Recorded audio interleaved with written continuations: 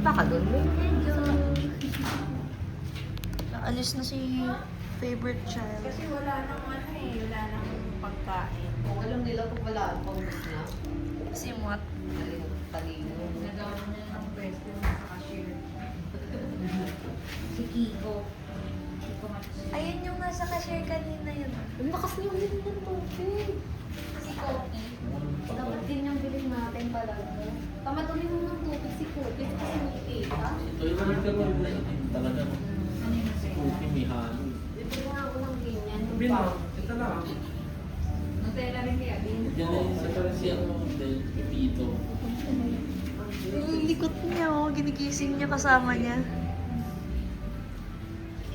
Papahinga na siya.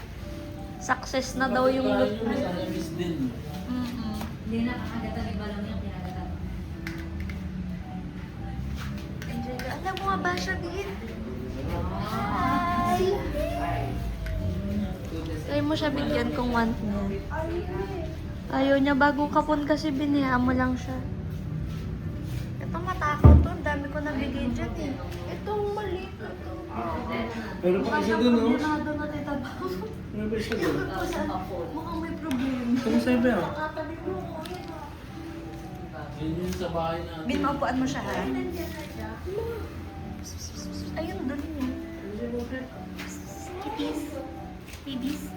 Kapi. Sa parang mag-aakit yung pusa. Kiko. Patay kayo ba?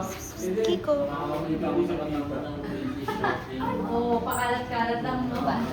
Bigay sa akin na noon eh, wala. Wala namang Sila nito sila. Oo. Ganda-ganda pa. Mga bigay tayo ni Cookie.